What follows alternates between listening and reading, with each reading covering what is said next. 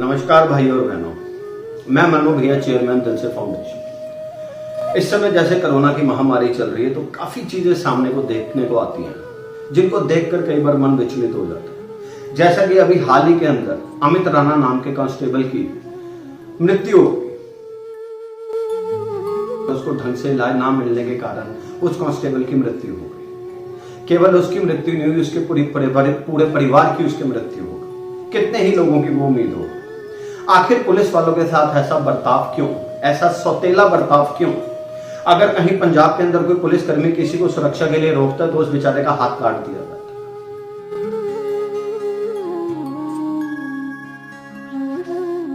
ये वही पुलिसकर्मी है जो अनजान शहरों से आकर अनजान लोगों के बीच में, अनजान चौकियों में अनजान लोगों की यह मदद करते हैं, उनको सुरक्षा प्रदान करते हैं।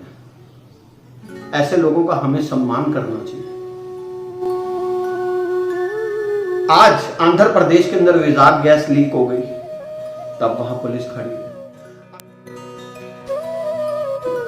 अगर आंध्र प्रदेश के अंदर विशाखापट्टनम के अंदर ट्रेन से 14 लोग कटकर गिर गए, तब वहां पुलिस खड़ी है। हर जगह पुलिस खड़ी है। आखिर क्यों? क्योंकि वो अपनी खाकी के फर्ज से बाध्य है। उन लोगों ने कसम खाई है जनता को सुरक्षा देने की। आज हमारे देश के अंदर सरकारी राजनीतिक पार्टियों का आपस के अंदर होड़ चल रही है, पीएम फंड, सीएम फंड, किसका फंड ज्यादा होगा।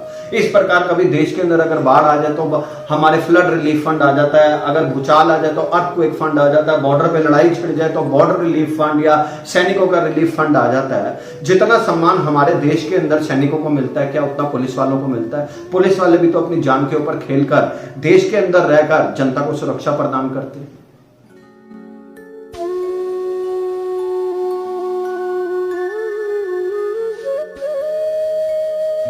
इन लोगों को अलग अलग नामों से नवाजा जाता है। मामू, घूसखोर, ये किसी के सगे नहीं है, ना पुलिस की दोस्ती अच्छी, ना पुलिस की दुश्मनी अच्छी। मगर हर राजनेता इनको अपनी सुरक्षा में चाहता है, मगर हर दूसरे व्यक्ति इनसे संबंध रखना चाहता है कि हमारे कार्यक्रम में आए और यह हमारे कार्यक्रम की शोभा बढ़ाए। पर क्या कभी किसी ने इन लोगों के साथ अकेले में बैठकर इनका दुख साझा करने का प्रयास किया? आप 3 या 4 दिन के लिए अगर अपने घर से बाहर जाते हैं तो आपको होम सिकनेस हो जाती है। आज ये लोग इतने दिनों से अपने घर से बाहर हैं, क्या आप लोगों ने इनसे पूछा कि ये किसको जाकर होम सिकनेस बोले?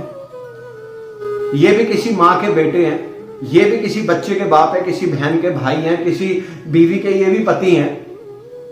वो लोग भी उम्मीदें लगाकर घर पे बैठते होंगे, सोचते होंगे कि उनका ये घर वाला इस समय बेचारा लोगों को सुरक्षा प्रदान सड़क के ऊपर रहकर कर रहे हैं। क्या उन लोगों का दिल ने दुखता होगा?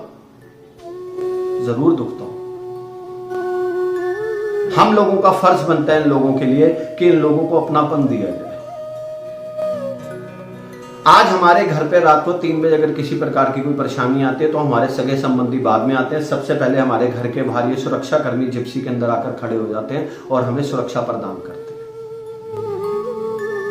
मैं केवल ये आप लोगों के सामने एक बात समक्ष लेकर आया हूं कि जैसे PM fund, CM fund, flood relief fund या अर्थक्वेक फंड या अन्य कोई भी फंड है, उसी प्रकार पुलिस रिलीफ फंड या पुलिस केयर फंड बनना चाहिए, जो इन लोगों के जीते जी, इनके मरने के बाद इन लोगों के काम आ सके, इनके परिवारों के काम आ सके।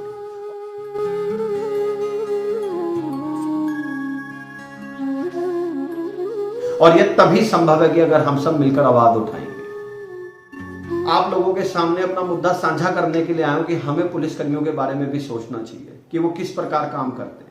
आप में से कोई भी एक व्यक्ति इन पुलिसकर्मियों के साथ सुबह से लेकर शाम तक 24 घंटे के लिए एक बार आप काम कर देखें, आपको दिन में तारे दिख जाएंगे। मगर ये इन लोगों का ये रोज का रूटीन है। ये आप लोगों को सुरक्षा प्रदान करने के लिए 24/7 ये हमेशा तत्पर रहते हैं। अंत में केवल इतना ही कहना चाहूंगा, दिल से संस्था सदैव आप सबकी सेवा में। जय हिंद, जय भारत। और दिल से संस्था उम्मीद करती है कि इस महामारी में आप और आपका परिवार पूर्ण रूप से स्वस्थ और सुरक्षित होंगे। और कृपया अपना और अपने परिवार का पूरा ख्याल रखें, क्योंकि आप अपनी और इस भारत देश की बहुत बड़ी उम्मीद है। बोलिए भारत माता की जय। धन्यवाद।